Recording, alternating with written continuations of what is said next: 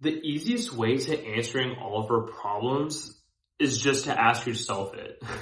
Because you know the answer more than anybody else does on the planet. But instead of us doing that, we all tend to ask people in our circle or people we feel comfortable with to answer our problems for us. But 9 times out of 10, those people are a novice in the subject that you're asking them about or the question that you're asking them about. For example, let's say, I was in a relationship and a girl broke up with me because I was emotionally unavailable. But I'm asking one of my homies, like, hey, bro, so-and-so just said this about me. Sarah said this about me, and she says I'm emotionally unavailable. Do you agree with that? Like, I don't feel like I am. And then, he's your homie. He knows you're kind of down bad a little bit, so he wants to, make you feel good about yourself.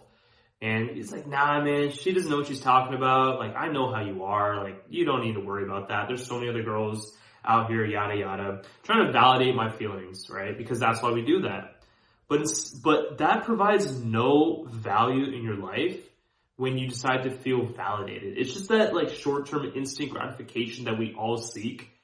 But in reality, what you should be doing is accepting the harsh reality of what the situation is. And the only way you're able to do that is if you ask yourself that, because you're the only person that has the experience to understand the answer to that question.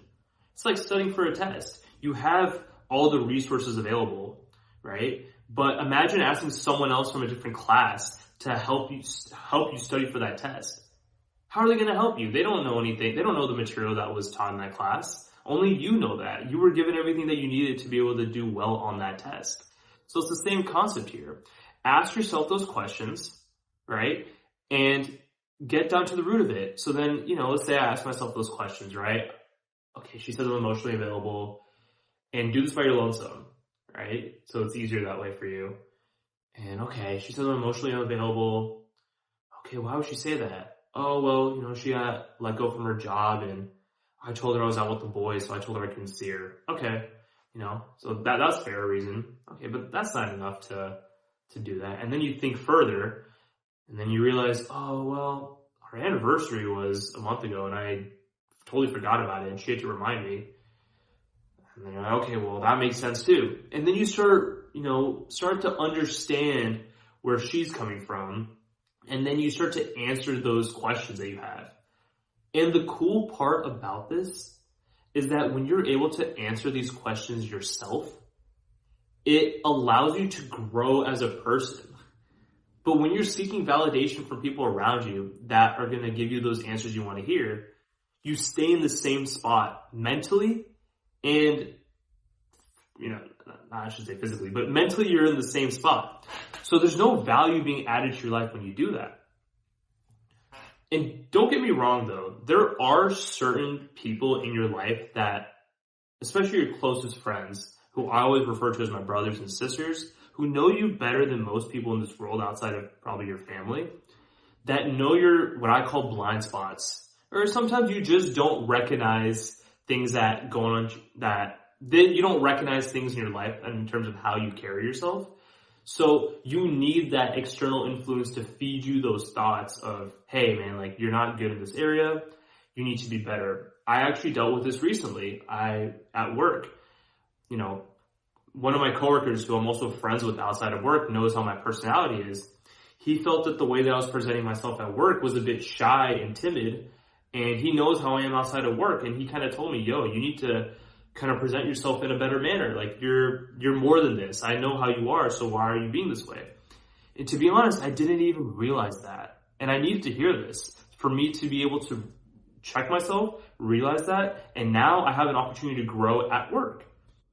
So there are scenarios for that. But to talk to people that don't have any business knowing the answer to your problems, you're doing yourself a disservice because you're feeding yourself these thoughts that are serving you no good, right? Think about your mind as a basket.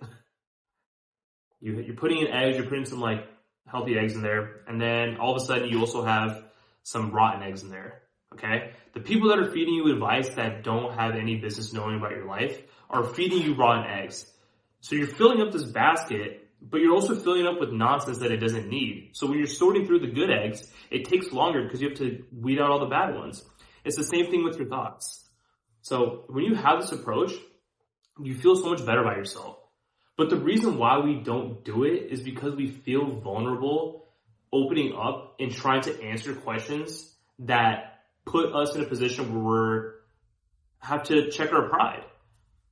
Like, give me this example with being emotionally available. I have to accept that in order to grow. If I just say that I'm not going to get better in the future and ask for validation, I'm going to continuously make that same mistake and I will end up being alone. And no one wants to do that, right? So deal with the hardships now and allow yourself to grow for the future. So I hope this all helped you guys out on how to go about answering your problems. Like, comment what you think, and share with a friend that you know is always seeking validation. Subscribe if you haven't already, and I will catch you guys all in the next one.